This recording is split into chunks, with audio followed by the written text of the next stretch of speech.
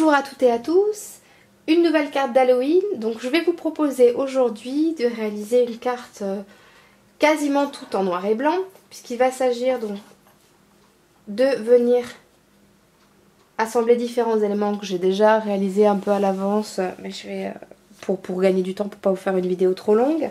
Donc l'idée ça va être d'avoir donc cette étiquette-ci, cette fausse toile d'araignée et cette petite araignée là que j'ai découpée, que j'ai recouverte de glossy accent.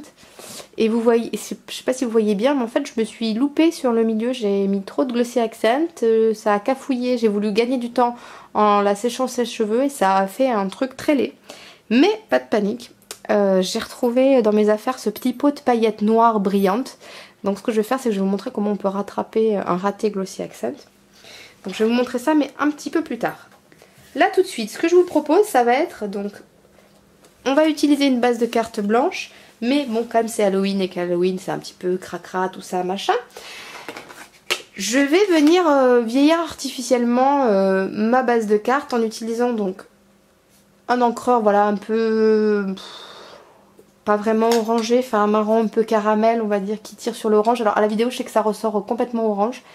Vous y fiez pas, c'est un peu plus, voilà, jauni et du noir. Donc ce que je vais faire, c'est que je vais venir salir comme ceci, voilà, volontairement le devant de ma carte pour lui donner un côté un peu comme s'il y avait de la toile d'araignée ou ce genre de choses là qui était passé. Voilà, vous faites sans appuyer trop, hop, vous pouvez insister sur les angles si vous voulez avoir un côté un peu plus marqué, voilà, comme ceci. C'est pas grave si c'est pas droit et ça fait pas propre, c'est le but. Donc je vais faire maintenant la même chose avec mon autre encreur. Donc, hop. Donc léger, hein, vous passez légèrement, n'appuyez pas trop histoire de pas... Voilà. Voilà, vous avez des empreintes qui se font en fonction des angles, mais pour pas que vous ayez un gros rectangle paf qui soit trop net. Voilà, faites des petites choses, des petits mouvements comme ça. Voilà, donc moi j'en ai terminé. Vous voyez, c'est vraiment léger. Je vais rapprocher de la caméra pour vous montrer. Mais... vous voyez, c'est vraiment histoire de faire un peu... Donc là, comme ça, c'est juste moche. Mais vous allez voir recouvert, ça a un côté un peu plus sympa. Donc je vais m'occuper maintenant de ma petite araignée. Donc je l'avais recouverte de glossy accent un peu à l'avance parce que je voulais pas... vu que ça a un temps de séchage, je voulais pas vous infliger le temps de séchage. Mais comme j'ai fait un petit peu n'importe quoi et que j'en ai trop mis sur l'abdomen et que du coup ça a cafouillé, je vais venir en remettre. Alors peu importe, là pour le coup j'y vais, je badigeonne. Parce que l'avantage du glossy accent, c'est qu'il peut aussi faire office de colle. Et donc là je vais prendre mon petit pot de paillettes. Et alors tant que c'est pas sec surtout. Enfin, voilà, je vais venir, alors je prends, ça c'est pour pouvoir récupérer ma poudre. Je vais venir... hop, saupoudrer sur l'abdomen de ma petite bébête. Voilà. Je fais tomber l'excès. Et voilà comment on se retrouve avec au départ une araignée toute moche. Et maintenant j'ai une super araignée glitter. Donc, comme quoi des fois ça vaut le coup de se planter. Donc je la mets de côté le temps que ça sèche. Je récupère mes petites paillettes parce qu'en plus elles sont vraiment magnifiques. Ces petites paillettes noires. Voilà. Et le temps que ça sèche, je vous montre un petit peu donc l'étiquette que j'ai réalisée. Pareil, je m'y suis pris à l'avance parce que, vous voyez là j'ai mis du glossy accent. Donc j'ai découpé mon texte, je l'ai recouvert de glossy accent. Et vous voyez, j'ai collé deux petits yeux, deux petits Google Eye.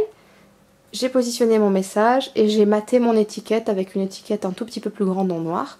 Et j'ai réalisé une bordure au stylo feutre noir, en fausse couture. Moi, je l'ai fait à l'avance parce que je voulais pas vous faire une vidéo non plus trop longue. Donc je reprends ma base de cartes et je vais venir positionner ma fausse toile d'araignée dans l'angle supérieur gauche. Donc j'en colle ma toile d'araignée. Ceci étant fait, je viens positionner mon étiquette. Donc là, comme c'est en relief et que je ne veux pas écraser le glossy accent, je viens mettre la colle directement sur la carte. Voilà, maintenant que mes éléments sont sur ma carte. Il ne me reste plus qu'à positionner ma petite araignée. Donc ce que je vais faire, c'est que je vais la positionner sur une mousse 3D pour avoir un tout petit peu de relief. Du coup, je vais prendre un petit carré. Je vais le positionner. Alors vous pouvez volontairement tordre un petit peu les pattes, voilà, de votre araignée pour qu'elle soit un petit peu bombée. Hop, et je vais venir la mettre ici.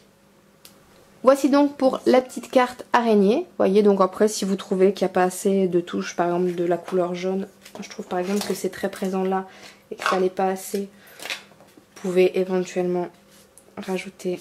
Voilà, moi je trouve qu'il n'y en avait pas assez de ce côté. Voilà.